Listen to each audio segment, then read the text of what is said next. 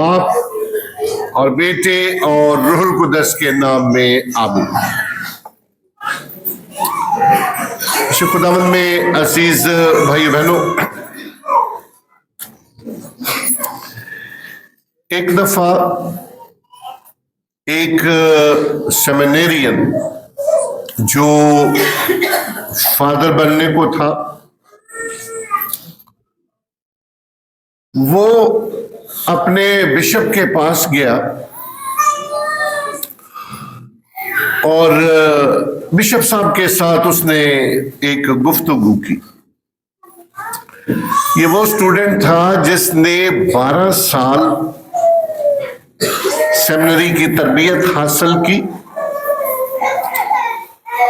और स्टूडेंट भी बड़ा होनहार था, काबिल था। और जब फादर बनने के दिन करीब आए तो उसने बिशप के साथ मीटिंग की और कहा कि मैं फादर नहीं बनना चाहता। बिशप साहब ने पूछा कि वजह क्या है? आपकी रिपोर्ट बड़ी अच्छी है, 12 साल चर्च ने आप पर पैसा भी खर्च किया है, तो क्या वजह है, क्यों छोड़ना चाहते हैं? उसने कहा कि मेरे अंदर लालच है और मैं नहीं चाहता कि इस लालच के साथ मैं इस जिंदगी में आऊं। तो बिशप साहब ने उसे एक बड़ी नसीहत की और कहा कि आजमाइश आना ये गुनाह नहीं है।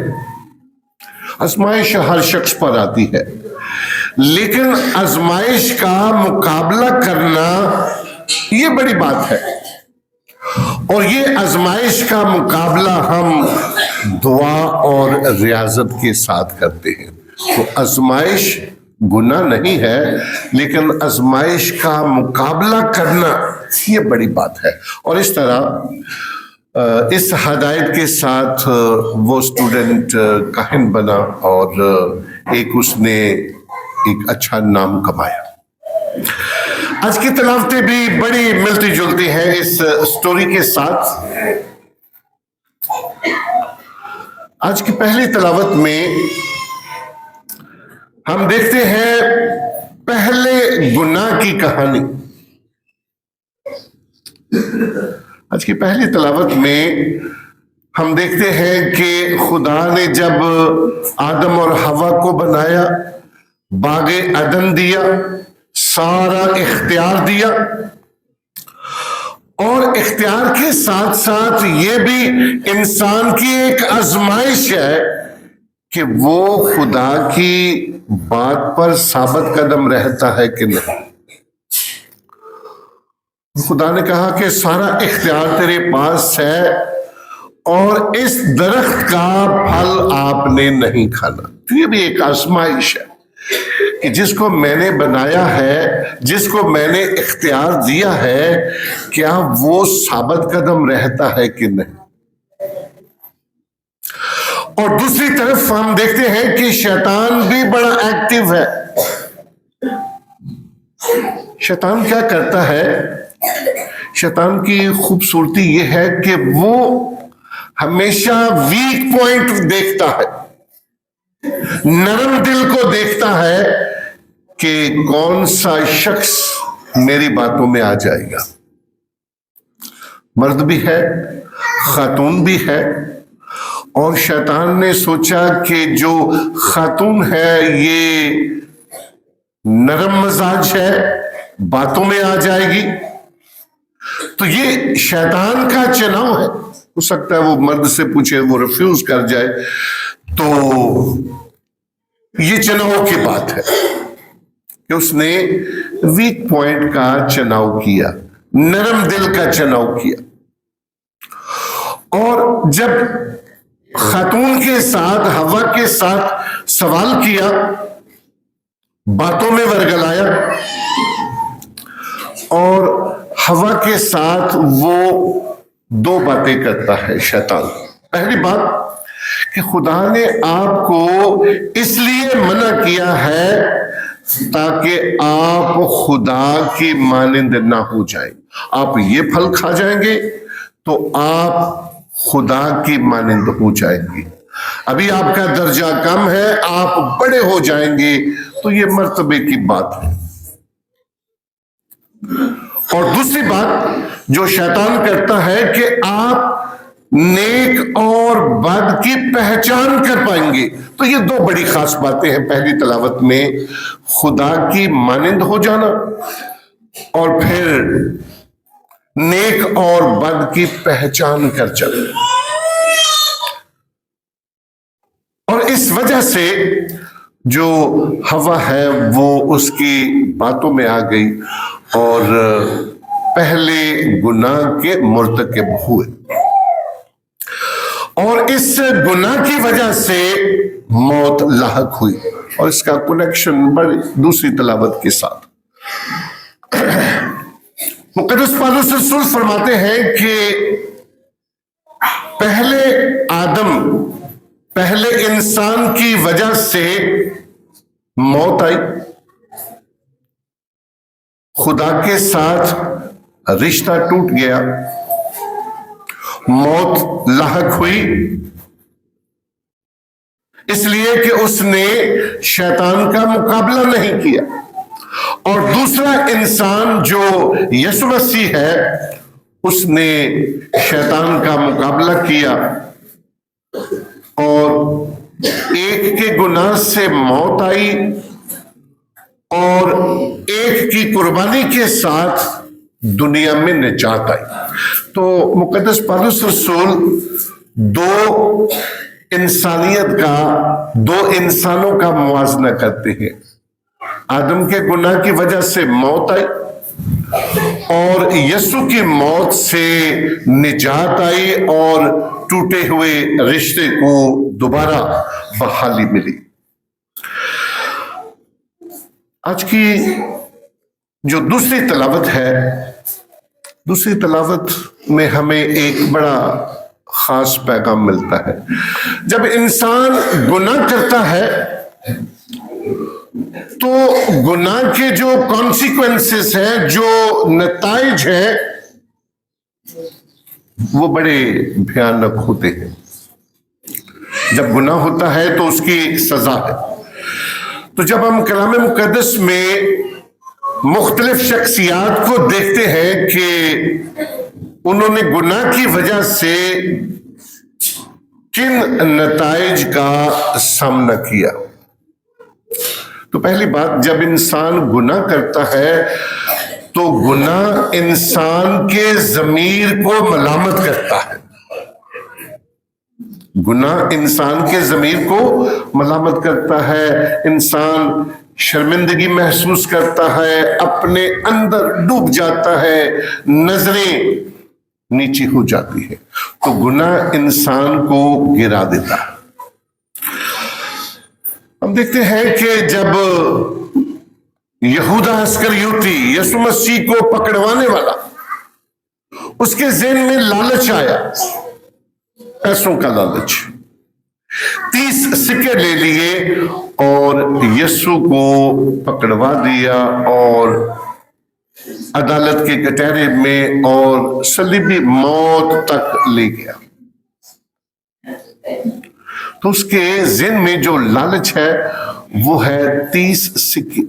لیکن جب یسوع کو اس نے دیکھا کہ اس کو مصلوب کیا گیا، مار دیا گیا، یہ میری وجہ سے ہوا، یہ میرے لالچ کی وجہ سے ہوا، تو وہ اپنے اندر ہی اندر اس کا ضمیر ملامت کرتا ہے، یہاں تک کہ وہ خودکشی کر لیتا ہے.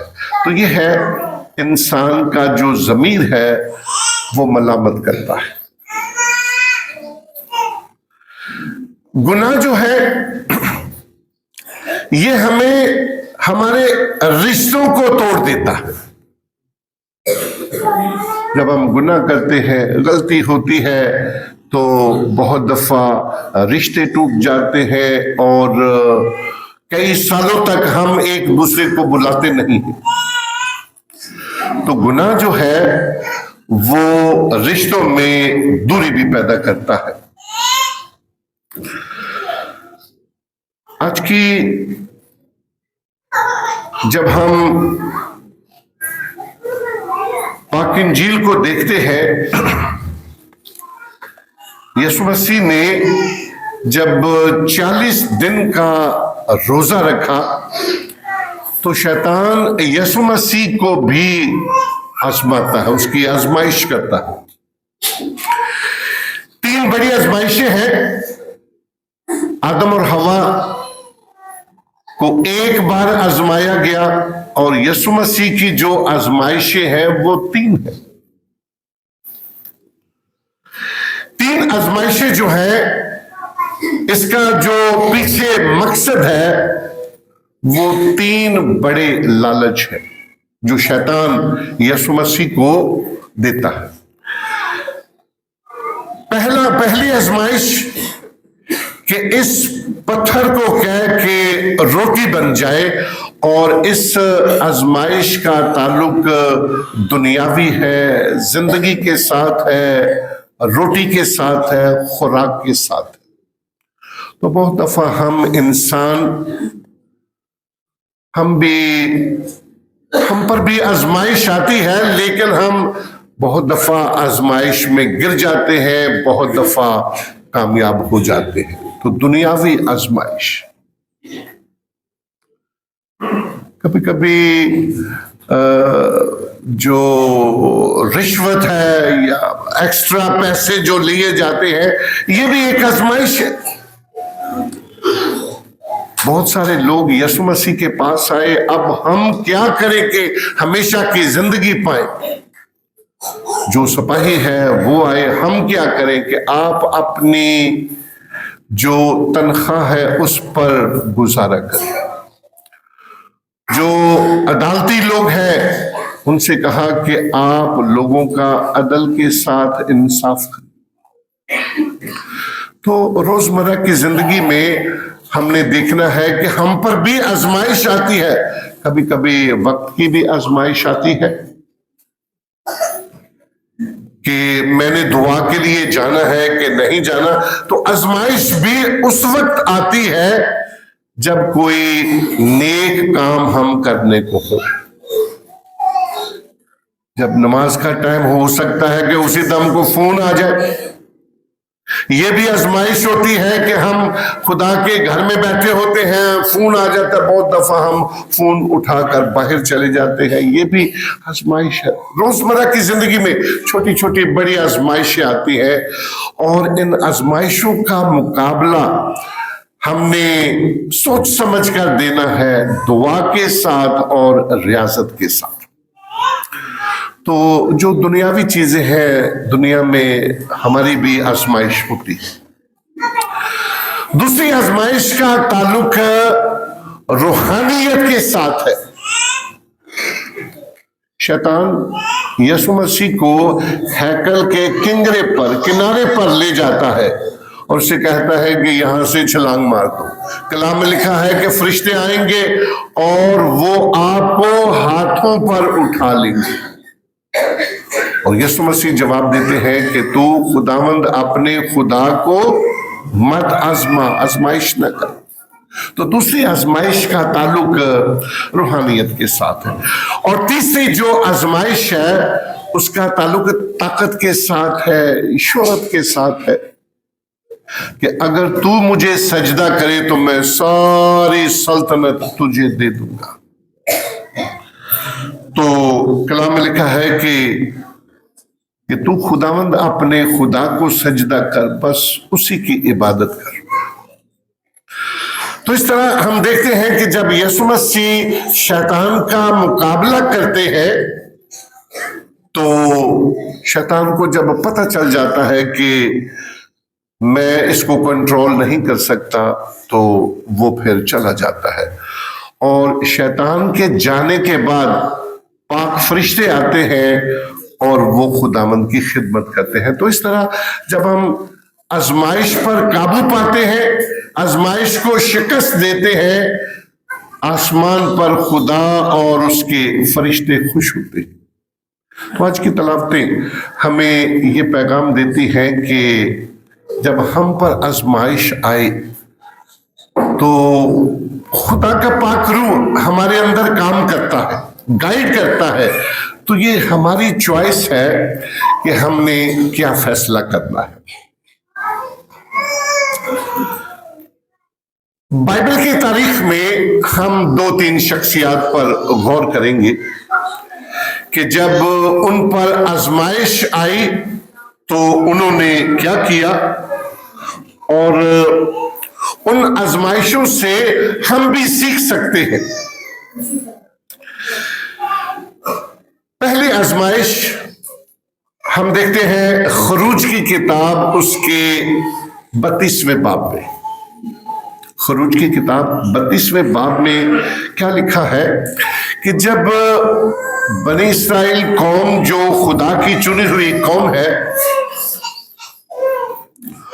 اور حضرت موسیٰ جب پہاڑ پر جاتے ہیں اور حضرت موسیٰ 40 دن پہاڑ پر رہتے ہیں، دعا کرتے ہیں، خدا کے ساتھ گزارتے ہیں،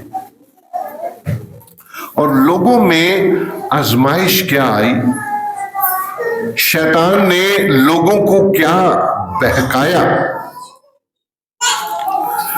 شیطان جو ہے وہ لوگوں کو اکساتا ہے کہ پتہ کرو کہ 40 دن اور 40 رات حضرت موسیٰ پہاڑ پر ہیں، شاید کہیں وہ وفات ہی نہ پا گئے ہوں، کوئی کنیکشن نہیں ہے۔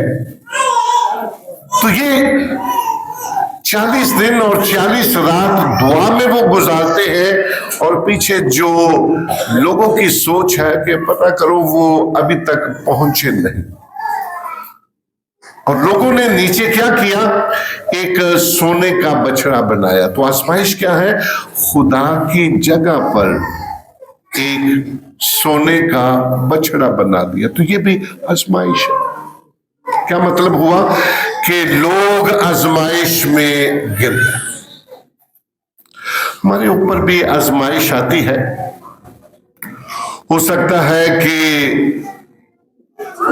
ہم کسی سے ادھار مانگے، ہمارے پاس ہے، جب ہم ریفیوز کرتے ہیں تو یہ بھی ایک آزمائش ہے کہ میں نے دوسرے کی ضرورت کو پورا نہیں کیا۔ تو روزمرہ کی زندگی میں اس طرح کی کافی آزمائشیں آتی ہیں، تو ہم نے یہ دیکھنا ہے کہ خدا نے ہمیں دیا ہے اور ہم نے اس کو دوسروں کے ساتھ شیئر کرنا ہے۔ ہم دیکھتے ہیں کہ جو داؤد بادشاہ ہے اس پر بھی آزمائش آتی ہے، اور دوسرا ملوک اس کا جو 11واں باب ہے اس میں بھی اس کی آزمائش کے بارے میں پتہ چلتا ہے کہ یہ بڑا عیش و عشرت والا ہے، دنیا داری کا، اور پھر اس کے اندر جو دنیاوی لالچ ہے، شہرت کا۔ تو داؤد بادشاہ میں بھی اس کی زندگی میں بہت لالچ اور آزمائشیں آئی۔ آخری حوالہ ہم دیکھتے ہیں اعمال کی کتاب، اس کے 5واں باب جو ہے، اعمال کی کتاب حنانیہ اور سفیرہ کے بارے میں ہم پڑھتے ہیں۔ تو یہ ایک بڑا اہم واقعہ ہے۔ یہاں پر بھی ہم آزمائش کا ایک واقعہ دیکھتے ہیں۔ یہ وہ خاندان ہے جس نے اپنی زمین کو فروخت کیا اور وہ رقم شاگردوں کے سپرد کی، اور ان کی جو کمزوری ہے، خامی ہے، غلطی ہے، آزمائش ہے، وہ یہ ہے کہ جب انہوں نے اپنی زمین کو فروخت کیا، پیسے جب شاگردوں کو جمع کروانے گئے تو انہوں نے کچھ پیسے اپنے پاس رکھ لیے۔ تو یہ بھی ایک آزمائش ہے۔ اور کیا ہوتا ہے کہ پطرس رسول سوال کرتا ہے کہ کیا جب تک وہ زمین تمہاری تھی اس کی انکم ساری آپ نہیں رکھتے تھے؟ اور آپ نے یہ لالچ کیوں کیا؟ اور کلام میں لکھا ہے کہ جب پطرس رسول یہ سوال کرتا ہے اسی دم اس کی وفات ہو جاتی ہے۔ اور اس کے بعد جب ہم دوسرا واقعہ دیکھتے ہیں، اس کی بیوی جب پہنچتی ہے وہاں، اس سے بھی اسی طرح کا سوال کیا جاتا ہے، تو وہ بھی اسی دم وفات پا جاتی ہے۔ تو اس کا مطلب کیا ہوا کہ جب ہم جھوٹ بولتے ہیں، جب ہم امانت میں خیانت کرتے ہیں، تو یہ بھی ایک آزمائش ہے، اور آزمائش گناہ ہے۔ یہ دونوں میاں بیوی ایک ہی دن میں چند گھنٹوں میں ایک کے بعد دوسرا وفات پا جاتا ہے۔ تو اس کا مطلب ہے جھوٹ بھی ہمیں ہلاکت کی طرف لے کر جاتا ہے۔ آج ہم دعا بھی کرتے ہیں کہ خداوند خدا ہم سب کو یہ فضل عطا کرے تاکہ ہم اپنی زندگی میں خدا کے ساتھ وفادار رہیں، اپنی زندگی شریعت اور کلام کے مطابق گزاریں۔ مسیح خداوند کے وسیلے سے آمین۔